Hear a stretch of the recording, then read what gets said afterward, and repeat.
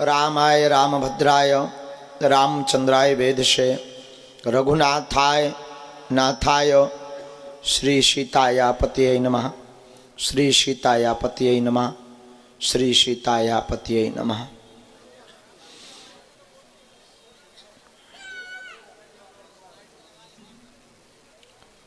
तुलसी वृक्ष न जानिए, गाय न जानिए ढोर, मात पिता गुरु मानुष न जानिए, यह सब हैं नंद किशोर। तुलसी सीता राम रट, हिय राखो विश्वास, कबहूँ बिगड़त ना सुनी, रामचंद्र के दास, रामचंद्र के दास। बोलो हनुमान जी महाराज की, बागेश्वर धाम की, सन्यासी बाबा की, जागेश्वर महादेव की, दमोह के पागलों की, इतनी ठंड में बैठे घर छोड़कर आप सबकी, बिना चाय के 3 घंटा के बैठे तो आप सबकी। नमः पार्वती पतये। आज का सूत्र हमारे मन में आ रहा है, उच्चारण चाहे जैसा हो, आचरण ठीक होना चाहिए।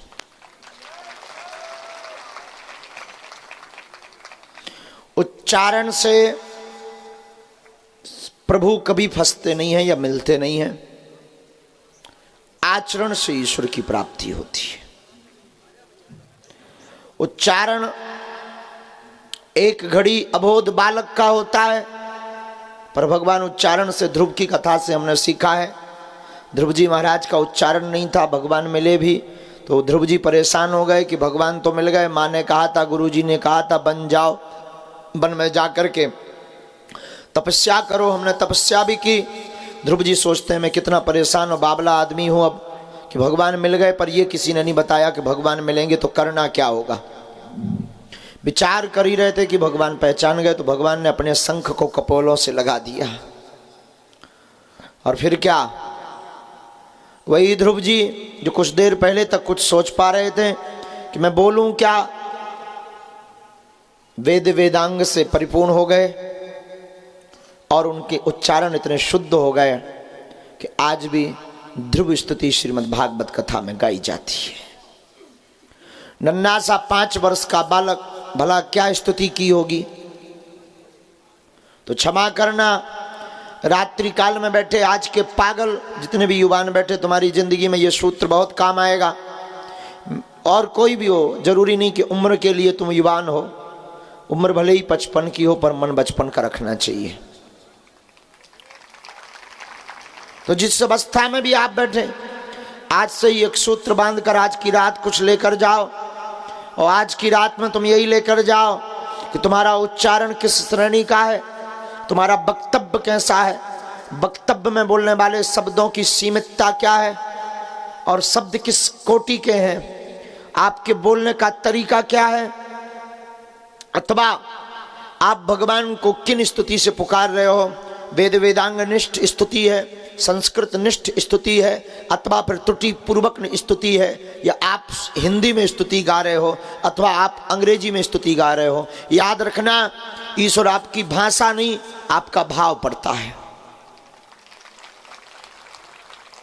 भाषा कितनी भी शुद्ध और विशुद्ध हो, क्लिष्ट हो, क्लिष्ट संस्कृत अथवा क्लिष्ट हिंदी का प्रयोग करके आप ईश्वर को रिझाना चाहो तो ये तुम्हारी मूर्खता होगी, ये तुम्हारी भूलता होगी। और मेरे पागल ये बात बोलूं तो अतिशयोक्ति नहीं होगी कि तुम अपनी जिंदगी में हर दम घाटा खाओगे, क्योंकि ईश्वर कभी भाषा से नहीं मिलता, ईश्वर की कृपा भाव से मिलती है। भाषा आपकी कितनी शुद्ध है, ईश्वर पर इसका कोई प्रभाव नहीं है। आप कितने बड़े बड़े मंत्र पढ़ के जानते हो, ईश्वर को इससे लेना देना भी नहीं है। और शायद हमें लगता है कि भगवान ये देखता भी नहीं है। और आप कहोगे कि फिर अगर देखता नहीं है तो बनाया क्यों गया। क्षमा कीजिएगा, मंदिर की मूर्ति जो बनाई गई है वो तुम्हारे लिए बनाई गई है। ईश्वर तो सब जगह है, तुम्हारे लिए मंदिर की मूर्ति बनाई गई है ताकि तुम निराकार ब्रह्म में नहीं टिक सकते तो उस मंदिर की मूर्ति में पहले ब्रह्म को देखो, पर अपने मन के अंदर ब्रह्म को देखो। मंदिर की मूर्ति एक बहाना है, हकीकत तो यह है कि तुम्हें उस ब्रह्म से जोड़ने का एक माध्यम बताना है। हकीकत तो यह है, मंदिर में मूर्ति स्थापित करके पूजा करना। क्षमा कीजिएगा, माफ कीजिएगा, तुम बाहर की मूर्ति की कितनी भी पूजा करो, अगर अंदर की मूर्ति की पूजा प्रारंभ नहीं की तो तुम्हारी जिंदगी और तुम्हारा जीवन यूं ही शून्य चला जाएगा। और एक दिन तुम मरते मरते कहोगे भगवान नाम की कोई चीज नहीं है, हमें बुद्धू बनाया गया, पागल बनाया गया। और शायद तुम मरते मरते नास्तिक होकर मरोगे। मेरे पागलों, मंदिर की मूर्ति में चित्त जिस दिन तुम्हारा टिकने लगे उस दिन भीतर की मूर्ति की पूजा प्रारंभ कर देना। और ये एक माध्यम है। आज हम तुम्हारे लिए कुछ खास लेकर आए हैं। खोल दे पंख मेरे, खोल दे पंख मेरे, कहता है परिंदा उड़ान अभी बाकी है। खोल दे पंख मेरे, कहता है ये परिंदा उड़ान अभी बाकी है। जमीन नहीं मंजिल मेरी, अभी पूरा आसमान बाकी है।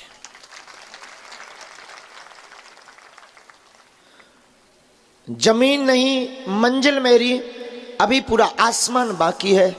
इस लाइनों में जो कवि है वो ये कहना चाहता है कि तू बेफिजूली की दो कौड़ी के चक्कर में अपना टाइम बर्बाद कर रहा है।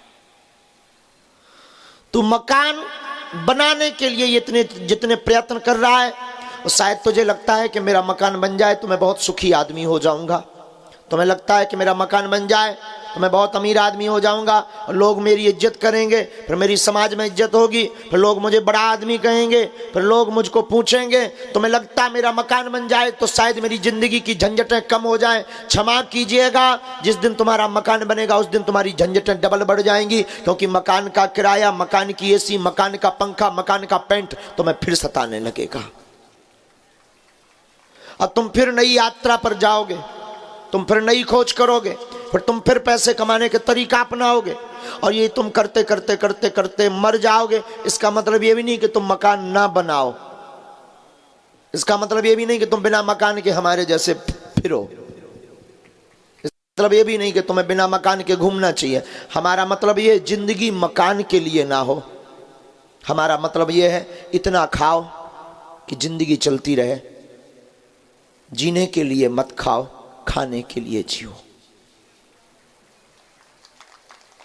ये बात बहुत उल्टी है, लोग तो उल्टा कहते हैं। हमसे कई लोग मिलते हैं तो हमसे तो ये कहते हैं कि इतना खाओ कि जी सकें। हमने कहा इतना क्यों, भगवान ने पेट दिया है, दबा के खाओ, क्या बिगड़ना है, खूब खाओ। हम तो कहते बगल वाले का भी खाओ, और वो खा ना पाए तुम इतना खाओ। और खाना कौन सी बुरी बात है, जिसने दिया है वो खवा रहा है। और क्षमा कीजिएगा, उसने ही व्यवस्था बना रखी है। जब हमारा जन्म हुआ था तब ईश्वर ने हमारे दूध की व्यवस्था कर दी, अब हमारे दांत हो गए तो भगवान भोजन की व्यवस्था भी करेगा। ये तो मौज की बात थी। फिर तुमसे कहते हैं खोल दे पंख मेरे, कहता है परिंदा उड़ान अभी बाकी है। जमीन नहीं मंजिल तेरी, अभी पूरा आसमान बाकी है। कई जीत बाकी, कई हार बाकी है। कई जीत बाकी, कई हार बाकी है।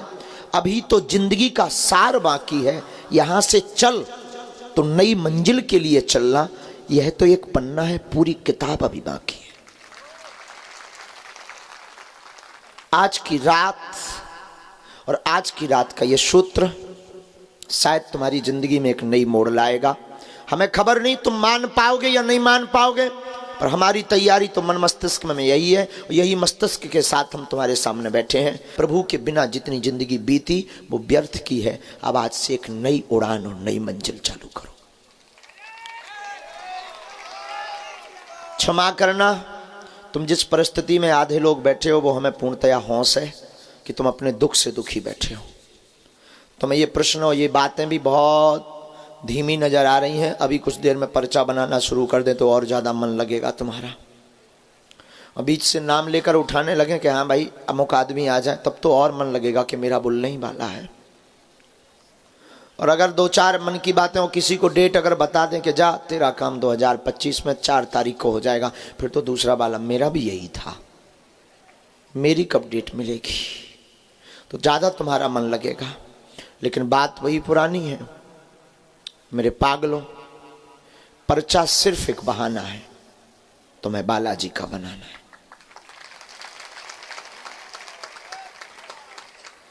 तो सूत्र से अभी भटकते नहीं है। सूत्र आज का क्या है? क्या सूत्र है?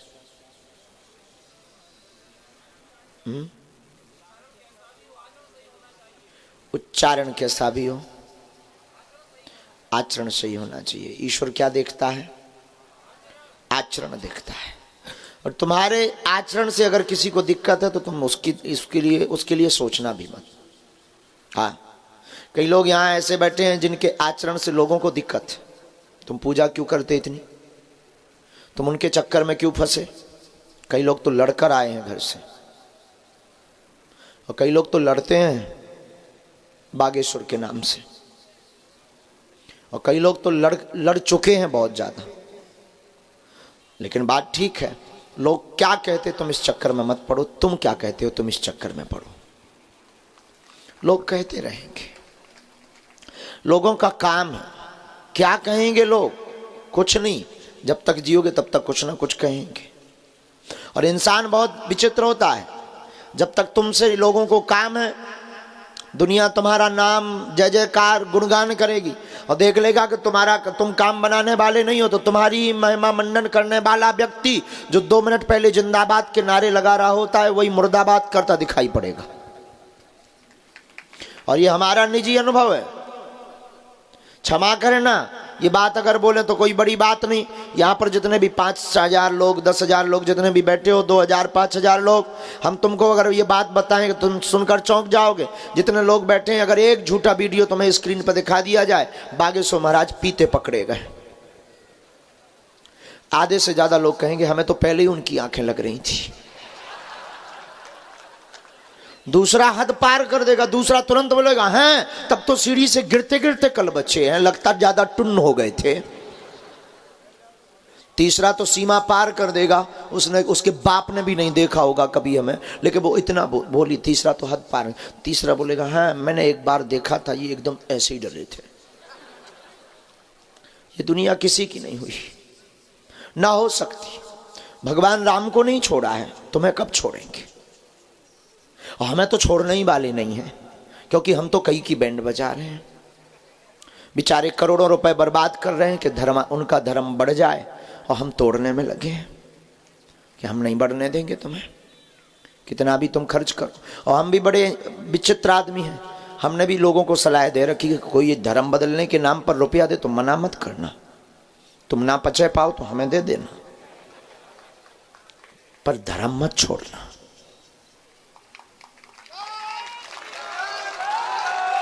कभी सूत्र से अपन को भटकना नहीं है, उच्चारण नहीं आचरण।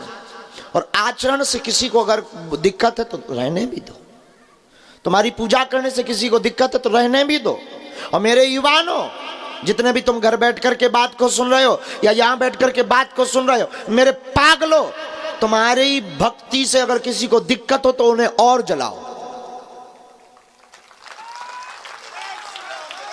तुम्हारा हनुमान जी के पागलपन से अगर किसी को दिक्कत है, तुम हनुमान जी के प्रति या बागेश्वर बालाजी के प्रति पागल हो, तो उन्हें और मिर्चा लगाओ।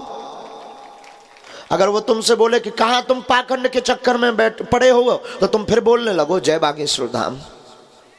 अब वो बोले ये सब पाखंडवाद है, तुम कहां मूर्ख बने पड़े हो, तो तुम तब भी मत चौंकना, तब भी मत परेशान मत होना कि ऐसा इसने क्यों बोला, मैं मुंह तोड़ दूंगा। हो सके तो या तो बैक हो जाना, मत आना बागेश्वर धाम, हो सके तो मत फॉलो करना। पर अगर तुझे जवाब देने की बहुत प्यारी पड़ी हो ना पागल, तो तू कह देना हम बागेश्वर वाले हैं। अब फिर भी कोई ना माने तो बाहर बैनर भी तुम टांग देना उसको मिर्चा लगाने के लिए कि ये घर बागेश्वर धाम वालों का है। आदमी का दिमाग खराब हो जाएगा, वो तुम्हारे मोहल्ले में आना बंद कर देगा कि आदमी उल्टा है। और इसके बाद भी ना माने तब भी हमारे पास उपाय की कमी नहीं, अपने माथे पर मारकर से लिख लेना ओम बागेश्वराय नमः। वो तुम्हारी तरफ देखना ही बंद कर देगा कि ये आदमी बहुत पागल। इससे पढ़ना। एक बार बहुत बचपन काल में हमें याद है, हमारे पिताजी ने कहा कि नाखून कटवाओ। हमें नया नया शौक चढ़ा नाखून बढ़ाने का। बोले नाखून कटवाओ, और इसका मतलब ये नहीं कि तुम करो ये, हमारा उस जमाने का शौक था, बचपन कर रही होगी कोई छठवीं की अवस्था में, छठवीं की, हाँ 5वीं 6वीं की पढ़ाई, बड़े नाखून रखने का शौक। उन्होंने कहा कटवाओ, उन्होंने कहा नहीं शौक है, बाप तो बाप होता है। उन्होंने रात को ब्लेड ली, आधे नाखून काट दिए। हम सोते ही रहे। हमें तो जब सुबह पता लगा तब बड़ा दिमाग खराब। फिर हम इतने खराब हो गए कि हम दिन न रात मुंह में ही नाखून लिए रहते थे। तो बोले ये क्या है? हमने कहा हम जमने ही नहीं देंगे। और भगवान की इतनी विचित्र कृपा कि एक दिन क्या हुआ, बहुत ज़्यादा दांत लग गया, नाखून फट गया, खून बहने लगा। बोले ये क्या है? हम कहा नाखून जम रहा था, हमने मना कर दिया। वो हमको डॉक्टर के पास भी लेकर गए। उस जमाने में हमारे यहाँ पर एक बंगाली डॉक्टर आया नया नया, उसने हमारी मलहम पट्टी की, लगभग हमने पिताजी के 150-200 रुपया लगवा दिए। बोले ये क्या है? हम कहा नाखून काटे हुए हैं। उसके बाद पिताजी ने आज तक हमसे किसी चीज को काटने के लिए नहीं कहा, क्योंकि उन्हें पता है कि आदमी सुधरना ही नहीं है। इसका मतलब ये नहीं कि हम पिताजी के विपरीत हैं और तुम होना मत। ये बचपन की बात है। अब पछता रहे हैं कि काश ना बड़ाए होते तो ये एक नई कहानी ना बनती। तो लोगों का काम है, लोग तो कहेंगे। और हम तो बहुत उल्टे आदमी हैं, अपने सिद्धांत में बहुत उल्टे हैं। जो व्यक्ति रोकता है अपनी भक्ति के लिए, अपने इष्ट के लिए, वो करते रहना चाहिए। क्योंकि हमें ईश्वर को उच्चारण से नहीं पाना है, हमें गुरु कृपा और ईश्वर की कृपा आचरण से पानी है। और आचरण अच्छे रखेंगे तो लोग जो बुरे आचरण वाले हैं वो तुमको घेरेंगे, क्योंकि वो चाहते हैं कि हमारी फौज बड़ी हो। हर पीने वाला चाहता है कि हमारे घर में भी एक पीने वाला होना चाहिए, ताकि साथ में लगाएंगे ठुमका। और घर में सब बिना पीने वाले हो, एक पीने वाले तो दिमाग खराब रहता है, क्योंकि उसे चुपके से पीना पड़ता है। तो वो ढूंढता है गांव में कोई मोहल्ला में मिल जाए, और मोहल्ला में मिल जाए तो इतनी घनिष्ठ दोस्ती कि पूरा परिवार मर जाए पर उनकी दोस्ती नहीं टूटती। साथ जिएंगे मरेंगे हम दोनों, चांद की फिजाओं तक चलेंगे हम दोनों। और अगर मोहल्ले में कोई ना हो तो गांव का मित्र ढूंढ लेते हैं, और गांव में भी यारी दोस्ती बड़ी तेज चलती है। क्यों? क्योंकि वो चाहता है कोई तो मिले, और इनके पास दम भी होता है। ये पीने के बाद अगर घर वाले डांटे भी तो वो कहते हैं तुम मुझे क्यों देख रहा, उसको तो देख, वो भी तो पीता है। उसके घर वाले तो कभी नहीं लड़ते, तुम लड़ते हो। तो ये जो बुरे आचरण वाले लोग हैं ये चाहते ही हैं कि हमारी लॉबी बढ़े। ये जितने भी गंदे व्यवहार करने वाले लोग हैं ये चाहते हैं कि हमारा समाज बढ़े। क्षमा कीजिएगा, इनके मुंह पर तमाचा मारने का बढ़िया उपाय है कि ईश्वर को पाना है उच्चारण से नहीं, आचरण से। और आचरण करने के बाद कोई कुछ भी बोले तब भी तुम मुस्कुराना मत छोड़ना। क्या कहेंगे लोग इसमें मत पढ़ना, कुछ भी नहीं कहेंगे, वो तो कहते ही हैं। तुम ना कुछ करो तो कहते हैं निठल्ला पड़ा है घर में, खाता रहता है अनाज, काम का नहीं है कुछ, बेईमान आदमी है, पड़े पड़े खाता है, कमाता नहीं है। कई लोग तो फिर जो पत्नी जिसकी कमाती है उस पर तो और गंदे आरोप लगते, लुगाई का कमाया खाता है, भाई का कमाया खाता है। तो लोग तो कहेंगे ही कहेंगे तुमसे, और लोग कहने से चूकते भी नहीं हैं। एक बार एक बाप और एक बेटा दोनों गधा लेकर चले, गधा बेचने गए। गधा बेचने गए, पैदल चले तो गांव के लोग मिले। बताओ कितना मूर्ख आदमी है ये दोनों, साथ में गधा लिए हैं, पैदल जा रहे हैं। उस जमाने में गधा की सवारी चलती। फिर क्या, दोनों ने कहा कि अपन को लोग मूर्ख कह रहे हैं, एक काम करो चलो गधा पे बैठते। दोनों गधा पर बैठे चले। आगे गांव मिला तो फिर 2-4 लोग मिल गए दमोए वाले, और दमोए वाले मिले तो दोनों हाथ ऐसे रख करके बोले क्या जमाना आ गया, निर्दयी जमाना आ गया। बेचारा पतला सा गधा और 2-2 सांड जैसे बैठे हैं। पिता बोला अपने बेटा से कि दिमाग खराब हो गया, लोग मुझ पर हंस रहे, तुझ पर भी हंस रहे। तो पुत्र बोला बाप क्या करूं? पिता बोला एक काम कर, तू बैठ, मैं पैदल चलता हूं, एक सवारी होगी।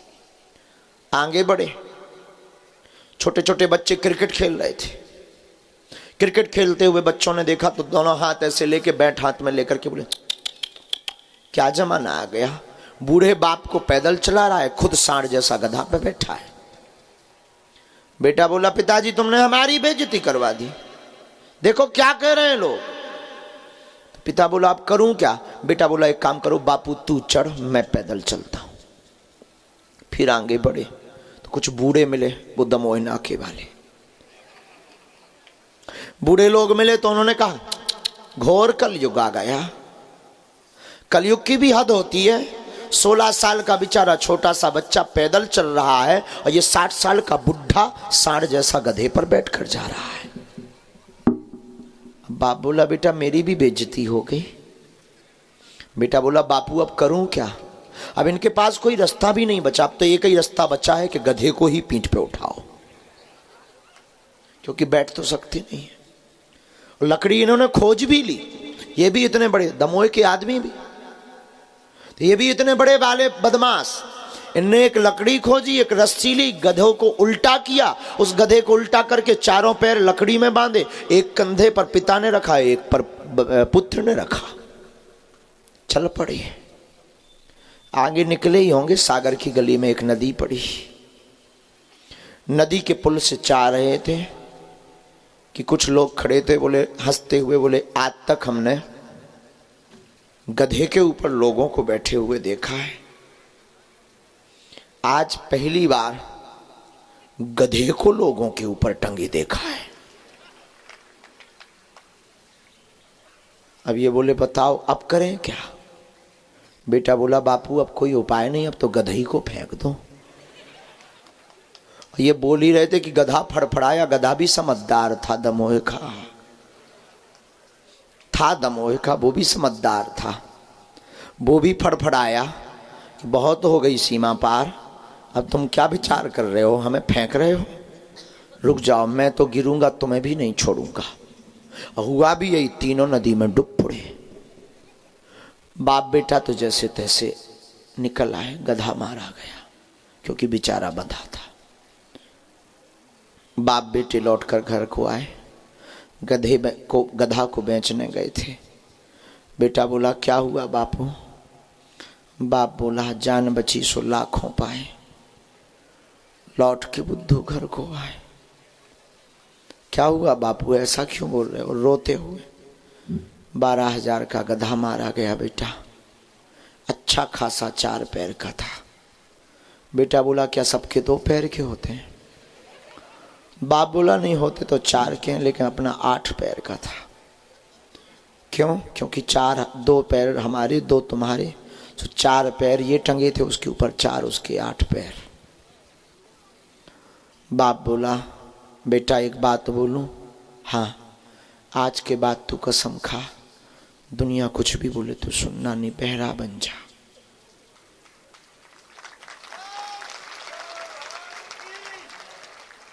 क्योंकि ना गधा बैठने में शांति, न गधा को पैदल चलाने में शांति, न गधा को टांगने के बाद शांति, गधा मरने के बाद भी शांति नहीं मिली।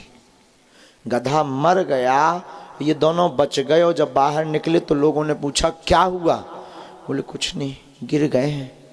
तो सब लोग बोले मूर्ख थे जो गधा को टांगी थी। बताओ। तब बाप ने कहा बेटा आज एक प्रण लो, दुनिया कुछ भी बोले, दुनिया की बातों में मत आना। इसलिए मेरे पागलों, तुम अपना उच्चारण नहीं आचरण आज से सुधारो, और आचरण ऐसा करो कि हनुमान जी को तुम्हारा आचरण भा जावे। ऐसा आचरण रखो कि तुम्हारे गुरु को तुम्हारा आचरण भा जावे, और वो तुम्हारी बाहें पकड़ करके बालाजी से जोड़ते। याद रखना मेरे पागलों, जीत और हार सोच पर निर्भर है। जीत और हार सोच पर निर्भर है। मान लो तो हार होगी, ठान लो तो जीत होगी। जीत और हार सोच पर निर्भर है।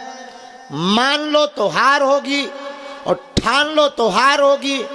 इस तात्पर्य कहने का मेरा पागलो यह है, जितने भी तुम यहां बैठे हो, आज से अभी से जो तुम ठान लो, हनुमान जी को केंद्र में रखकर तुम दुनिया की वो उपलब्धि पाओगे पाओगे पाओगे। कोई ताकत रोक नहीं सकती है।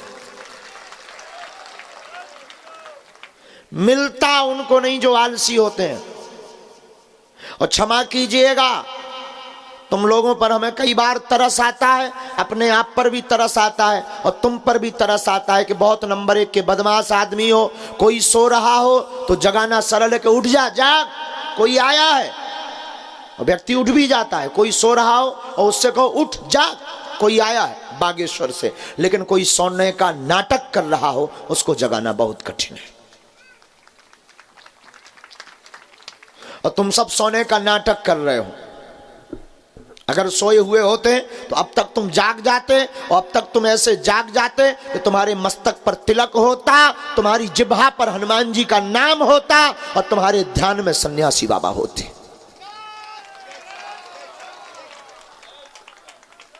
लेकिन तुम सोए हुए हो, सोए हुए वो वाले नहीं, सोने का नाटक करने वाले में से हो। तो तुम पर कितना भी हम प्रहार कर लें, तुम्हें जगना नहीं है, क्योंकि ऐसे लोग बदमाश लोग कहलाते हैं। और सोए हुए व्यक्ति को जगाना सरल है, सोने का नाटक करने वाले व्यक्ति को जगाना कठिन है। और अगर तुम अपने आप को सोया हुआ मान रहे तो शायद जग गए होगे। फिर वही बात मैं दोहराऊं, जीत और सोच, जीत और हार सोच पर निर्भर है। मान लो तो हार होगी, ठान लो तो जीत होगी। आपने अगर मान लिया तो निश्चित है, ठान लिया तो निश्चित है आप जीतोगे। चाहे वो कोई भी जंग हो, या जिंदगी की जंग हो, या रोग की जंग हो, या प्रभु को पाने की जंग हो, या गुरु को पाने की जंग हो, या अर्जी लगाने की जंग हो, या कोई उपलब्धि पाने की जंग हो, या घर का आर्थिक संकट मिटाने की जंग हो। हम तुम्हें दावे के साथ कहते हैं, आज से ही अगर तुमने प्रण कर लिया, आज से ही तुमने ठान लिया और कर्तव्य करना प्रारंभ कर दिया, तो तुमको उपलब्धि मिलनी ही मिलनी है, मिलनी ही मिलनी है, उसमें कोई संदेह नहीं है। लेकिन कोई हमसे पूछे कि बढ़िया सा संकल्प बताओ किसको ठाने हम, तो अगर तुम ठानना चाहते हो तो हनुमान जी को पाने का एक दृढ़ संकल्प ठान लो। बागेश्वर बालाजी को पाने का क्या ठानो, सन्यासी बाबा को पाने का। हमारी जिंदगी का एक बाकिया है, ये आज नहीं कल बताएंगे। सन्यासी बाबा के दर्शन हमें कैसे हुए थे, बहुत ही कम हमने उसको बताया है, शायद एक आध बार ही बताया। शायद पहली बार जब हमें अपने गुरुदेव के दर्शन हुए थे, वो भी ठानने पर हुए थे, मानने पर नहीं हुए थे, ठान लेने पर हुए थे। हमने ठान लिया था कि अब चाहे जो हो जाए हम तुमको पाकर मानेंगे। फिर बस वो दिन है कि आज का दिन है। उन्हें आना पड़ा मोटी खड़ाऊ पहनकर, हाथ में चमीटा लेकर, और ऐसे नहीं कोई सपने की बात हम तुमको बताएंगे। पहले तक तो उनकी मना थी कि तुम ये बात गुप्त रखना। कुछ दिन पहले उन्होंने कहा ठीक है बता सकते हो, शायद कोई लोग जग जाए। तो उसको हमने सिर्फ 1 या 2 बार बताया है। ये आज नहीं, हम कल तुमको बताएंगे। हमने ठान लिया था कि हम तुमको पाकर मानेंगे, क्योंकि हमारी ज़िंदगी भी शुरू तुमसे हुई है। हम तुम्हें देखे बिना मानेंगे नहीं। और तुम जहाँ बैठे हुए, घर पर बैठे लोग सुन रहे हैं, यहाँ पर बैठे तुम हमको सुन रहे हो, हम तुमसे कहते हैं तुम ठान लोगे तो अर्जी तो सिर्फ एक छोटी बात है। तुम सन्यासी बाबा या बालाजी को पाने का ठान लोगे तो अर्जी भी लग जाएगी, चमत्कार भी हो जाएगा, मर्जी भी हो जाएगी। और अर्जी तो हमारी होती है, तुम्हारी होती है, मर्जी तो उनकी होती है। इसके बाद सब फर्जी होता है। इसके बाद जो भी है सब फर्जी है। अर्जी हमारी तुम्हारी, मर्जी गुरु जी की, बालाजी की। तो इनको पाना है तो सूत्र क्या है? उच्चारण नहीं, क्या? अब आचरण सुधारने का मतलब नहीं समझे होगे। सिर्फ आचरण तुमने रट भर लिया, उच्चारण नहीं आचरण। आचरण का मतलब है पौवा ना पीना। आचरण का मतलब है कल हमको एक माताजी मिली, महाराज हम 2 दिन से इंतजार कर रहे हैं, अब आज तो हमने प्रण कर लिया था कि अब आज के बाद कभी नहीं आएंगे। हमने कहा इतनी श्रद्धा तुम्हारी कमजोर है, इतनी कमजोर कि हम तुमको 2 दिन नहीं मिले और तुमने ये प्रण कर लिया कि हम नहीं आएंगे। तुमने हमें ये भी प्रमाण पत्र दे दिया कि इनके पास कोई सिद्धि या भगवान नहीं है। तुमने ये भी मान लिया कि भगवान है नहीं। तुम्हारी श्रद्धा इतनी कमजोर है, कभी सबरी से जाकर पूछना। 10,000 साल तक इंतजार किया पर उसने कभी नहीं ये सोचा कि भगवान है या नहीं। उनके गुरुजी कह गए थे तुम्हारे घर राम आएंगे, उसे कभी नहीं लगा कि हमारे गुरुजी बुद्धू बना गए। उसे हमेशा लगता था हमारे गुरुदेव ने हमें बुद्ध बनाया है।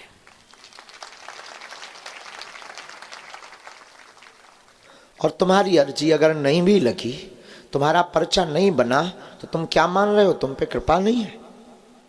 तुम क्या समझ रहे हो कि भगवान तुमसे रुष्ट है? तुम क्या बैठकर मान कर बैठे हो कि ईश्वर ने तुम्हारी सुनी नहीं? तुम क्या मान बैठे हो कि भगवान तुम्हारी मन की बात पढ़ नहीं पाया? तुम्हारा पर्चा नहीं बना तो तुमने क्या मान लिया कि भगवान दीन दुखियों की सुनता नहीं है? तुम्हारी अर्जी नहीं लग पाई तो तुमने ये मान लिया कि भगवान गरीबों की नहीं सपोर्ट वालों की सुनता है। तुम्हारी अर्जी नहीं लग पाई तो तुमने ये भी मान लिया कि भगवान है भी नहीं, शक्तियां भी है नहीं। मैं इतनी परेशान, मेरा परेशानी प्रभु को नहीं दिखाई पड़ता क्या?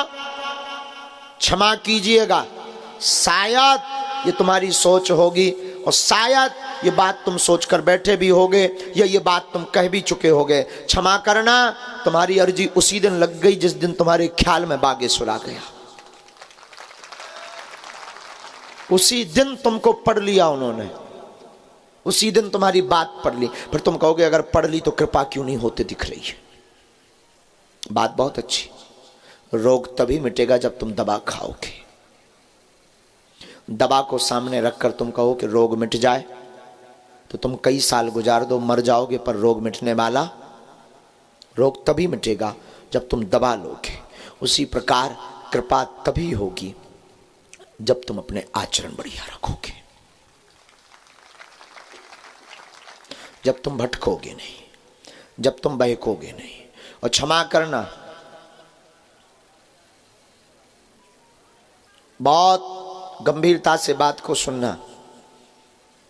आपका आचरण इतना शुद्ध होना चाहिए कि आप जहां रहो वहां तुम्हें दरबार नजर आवे।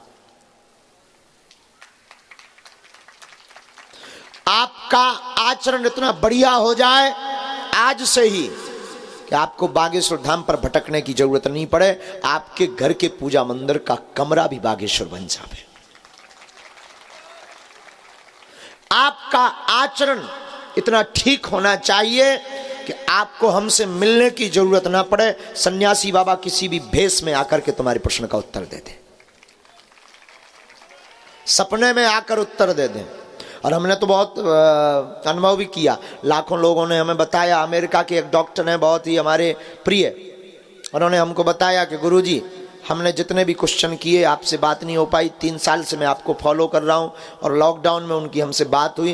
बोले गुरुजी हमने हमारे पास हर प्रश्न का उत्तर है। और जो जो उन्होंने बताया हम तो चौंक कर रह गए। हमने कहा ये तुमको मिला कैसे? बोले सपने में सन्यासी बाबा चमीटा लेकर आते थे और ऐसा बता जाते थे। लगातार सपने नहीं पर महीना में 2 महीने में एक बार आ जाता था और काम हो जाता था। 3 साल में एक भी काम नहीं रुका।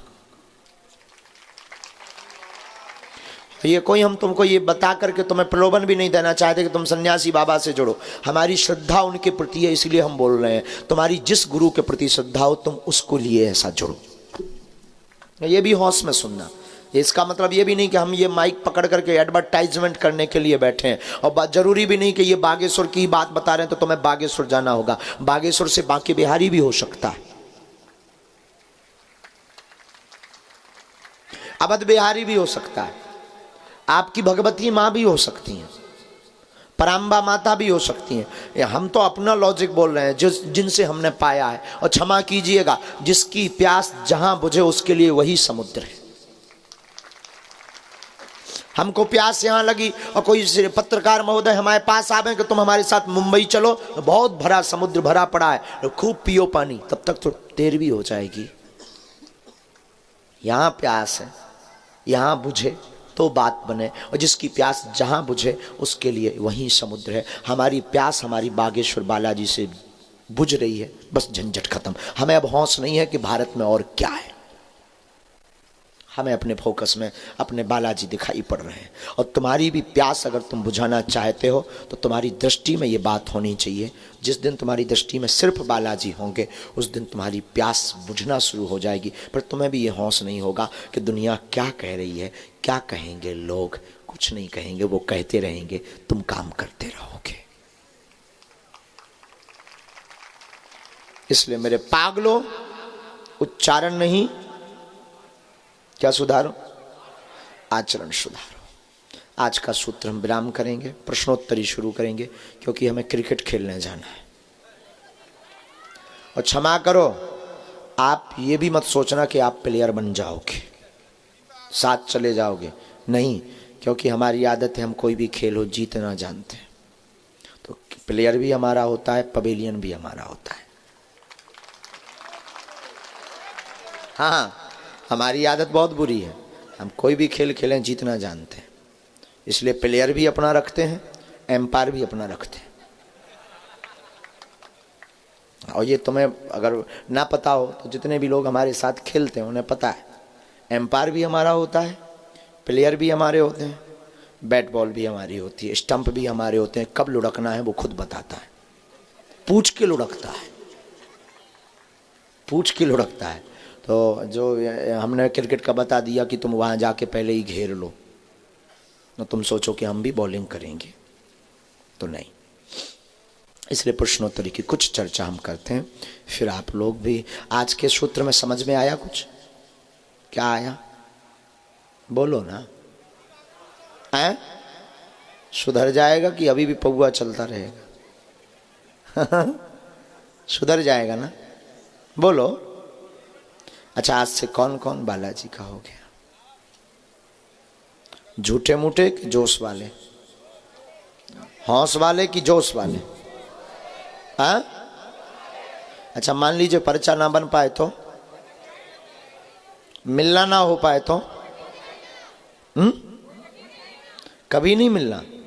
Thank you, thank you my dear sister, thank you.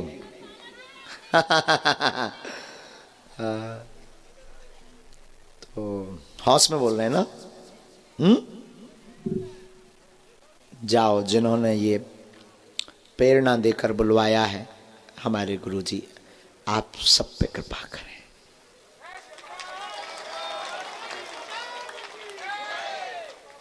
हमारे बालाजी खुशियों की झोली तुम्हारी भरे।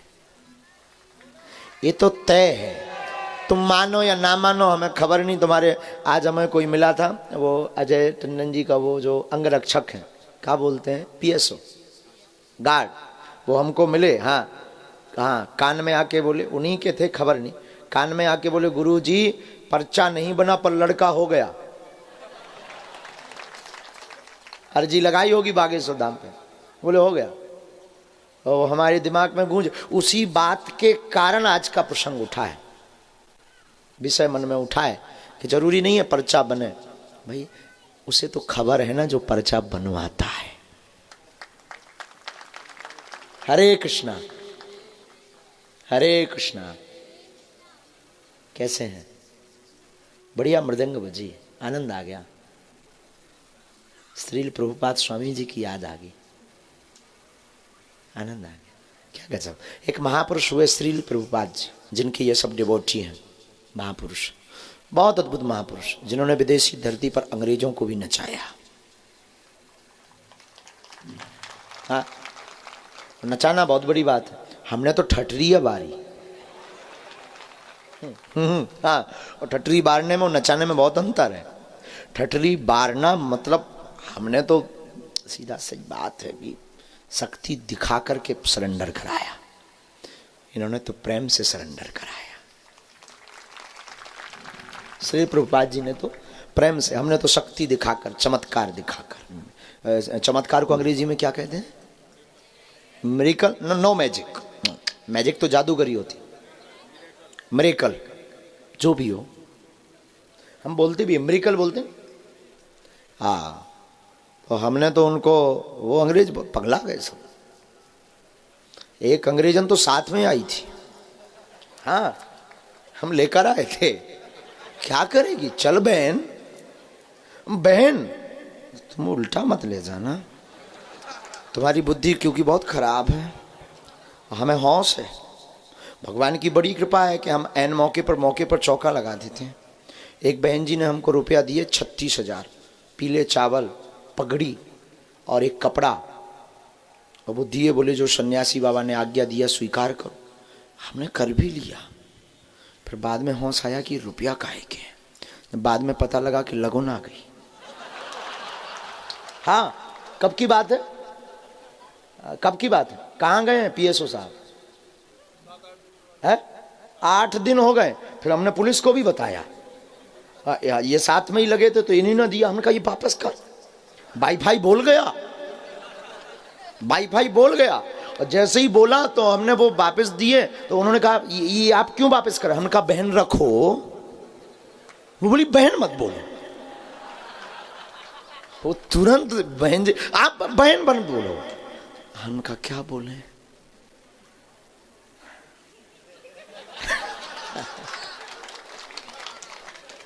ये कथा मंच पे नहीं बता सकते, तो यहां बता दे। कथा मंच पे बताएंगे तो लोग कहेंगे कितना पगला है, सठे आ गया है। कुछ तो कहेंगे मेंटल है, और कुछ तो कमेंट ये भी करेंगे पी के बैठा है। कुछ भी बोलेंगे, लोग हैं, उन्हें क्या दिक्कत। अच्छा, हमें कोई दिक्कत भी नहीं है, बोलने वालों से हमें कोई प्रॉब्लम नहीं है। दुनिया क्या बोलती है हमें कोई मतलब नहीं, हमारा परिवार क्या कहता हमें इससे मतलब है।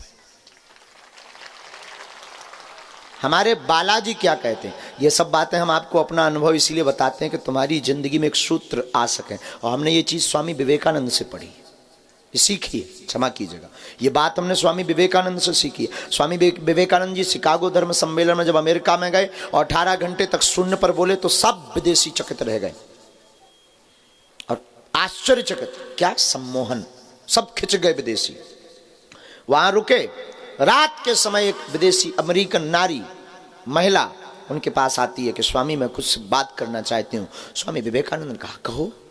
उसने कहा क्षमा करना, मैं चाहती हूँ कि आपके जैसा मेरा पुत्र हो, तो मुझे आप मेरे साथ संसर्ग करो और मुझे अपने जैसा पुत्र दो। स्वामी विवेकानंद ने क्षमा करना, मैं संसर्ग करूं तो जरूरी नहीं है पुत्र हो पुत्री हो जाए, जरूरी नहीं है पुत्र मेरे जैसा हो, गुण मेरे जैसे हो, रूप मेरे जैसा हो, मुझे हौस नहीं है। ये जरूरी नहीं है, ये तय नहीं है। स्वामी विवेकानंद ने कहा एक काम करो, माँ आज से मैं तुम्हारा बेटा, तुम हमारी माँ। ये केवल भारत के साधुओं में मिल सकता है, ये केवल हमारे भारत की संत धरोहरों के पास मिल सकता है। तो मेरे साधु, हमने स्वामी विवेकानंद को पढ़ा है। और स्वामी, वही बात हम बता रहे थे कि एक अंग्रेजन लाए, फिर और भी आए, तो वो बहन भी आई, लुबिका, लितिका, जो भी हो, तो मैं नाम से क्या लेना देना। अगर वो, एक तो भगवान की कृपा है उसे हिंदी नहीं आती, अगर वो लाइव देख रही होगी तो आफत है कि भारत में बताओ ये हाल है। तो साधु उच्चारण नहीं, क्या सुधारो, कब से पर्चा बने, चर्चा हो, किसकी बोलो ना, बालाजी के। देखो हम बहुत क्या पारदर्शी हैं, हाँ अब बहुत अच्छा, ट्रांसपेरेंसी, पारदर्शी का मतलब जो हमारे भीतर होता है हम बता देते हैं। कई लोग तो हमें समझाते कि कुछ बातें आपकी ऐसी होती हैं जो बोलने लायक नहीं होती, हमें लगने लगता है ये सब हमारा परिवार बैठा है, किसको बताएंगे। हमें सब में परिवार नजर आता है। अब लोगों की भावनाएं, और ये भी पता है कि सब हमारी बुद्धि से नहीं सुन रहे, सब अपनी अपनी मतलब की बात निकाल रहे, जिसके जो मतलब की है। अभी हम बताने लगे घुटना दर्द वाले सुन लो, तो जितने पैर पिराने वाले हैं वे सब बगल चुप हो जाओ, गुरु जी कुछ बोल रहे हैं। अभी हम कह दें कि जिनको सट्टा का नंबर चाहिए, माताओं को बताएं पतियों को बस में करने का मंत्र सुनो। माताएं बगल वाले के प्राण, गुरु जी कुछ कह रहे हैं, गुरु जी बताइए हम सुन नहीं पाए। हाँ, और पुरुषों को भी अगर बता दें कि तुम्हें भी किसी को बस में करना है तो वो रात भर ठंड में खड़ी रहेंगी। और एक बार तो हमने एक व्यक्ति लड़के की मजा भी ले ली। एक लड़का हमारे पास आया, बोला गुरु जी ऐसा कोई मंत्र होता है कि किसी को हम बहुत ज़्यादा प्रेम करते हैं वो मिल जाए? हमने कहा हाँ एक मंत्र है। 11 दिन हमारे पीछे पड़ा रहा। 11 दिन। हमने कहा भोजन किया? बोले 3 दिन। हमने कहा इतना ज़्यादा? बोला गुरु जी आप तो बोलो, हम उसके लिए कुछ भी कर सकते हैं, मंत्र मिल जाए। हम कहा क्या करेगा? बोले जाते ही प्रयोग करेंगे, बस पावरफुल होना चाहिए। हमने कहा इस चक्कर में तूने क्या क्या किया? बोले रातों भर यूट्यूब देखा और हद हो गई। एक बैग टांगे था। हमने कहा बैग में क्या है? बोला किताब है। हमें लगा पढ़ाई की होगी, रामायण होगी, गीता होगी। हमने कहा खोल, कौन सी किताब है? तंत्र मंत्र, सम्मोहन, वशीकरण। वशीकरण की सौट उठ के भरी पड़ी थी। हमने कहा ये कितनी की है? बोले लगभग सब ट्राई।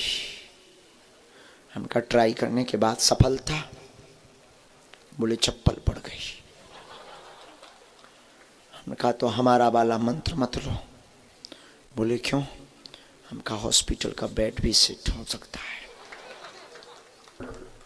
इसलिए हमारे चक्कर में ही पढ़ो मत। लेकिन वो पीछे पड़ा रहा तो 12वें दिन हमने मंत्र भी दे दिया। तुम्हें भी दे दें? ले लो। नहीं कहाँ आएगा? निकालो मोबाइल, लिखो, निकालो। कुछ लोग नीचे निकाल के रिकॉर्ड करके रख लेंगे। बाहर इसलिए नहीं क्योंकि मना करना है ना।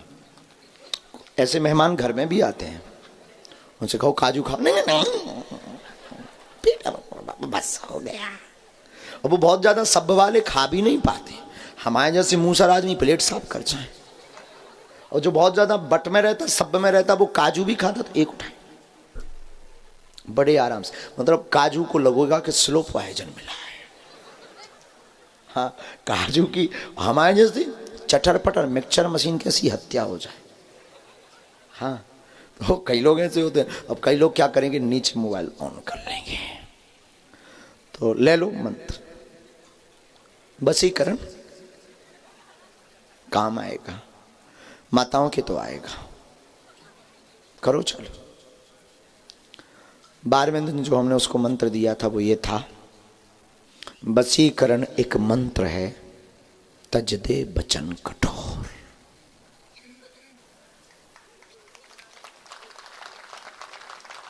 विनम्र हो जाओ, मुस्कुराहट हमेशा चेहरे पर रहे। जो मिले उसको ये लगना चाहिए कि आपकी मुस्कुराहट से उस व्यक्ति के चेहरे पर खुशी आ गई है। यही वशीकरण है।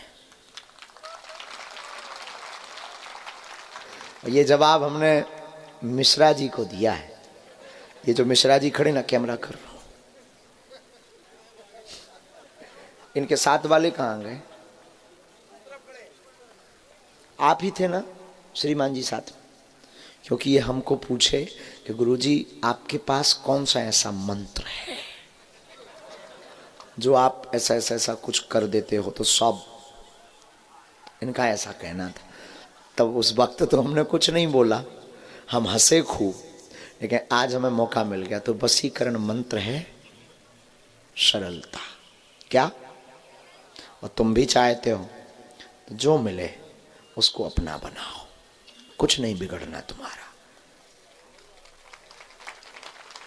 सब अपने, कोई ईर्षा नहीं, कोई द्वेष नहीं। तुम सुनकर चौंक जाओगे। अभी कुछ दिन पहले हमको कुछ लोग गाली बक रहे थे, हमारे नाम से अनशन कर रहे थे। वही लोग हमारे पास माफी मांगने आए, हमने उनको क्षमा भी कर दी। हाँ, और हमारे आसपास वाले बहुत परेशान। आसपास वाले बोले आप बुद्धू हो क्या, आप पागल हो, आप भोले हो एकदम, कुछ भी। हमने इनको कहा ठीक है ना, वो गाली बक रहे थे, अब स्तुति कर रहे हैं।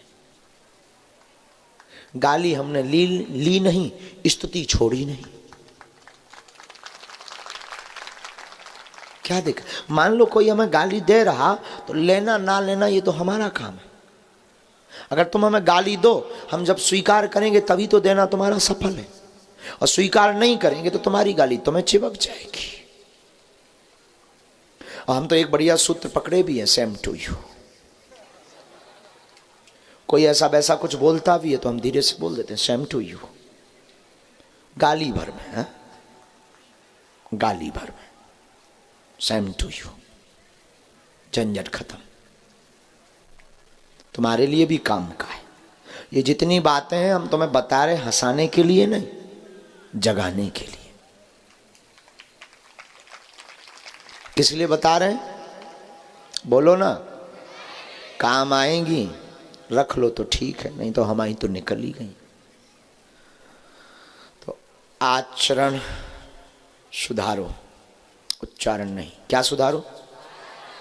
आज से बालाजी का कौन कौन, सब जोश में कि हौस में, बागेश्वर सन्यासी बाबा का कौन कौन, जोश में कि हौस में, पक्का सनातन के लिए एक कौन कौन, सब जाओ जो घर बैठे अर्जी लगाओ उसकी कृपा हो जाए।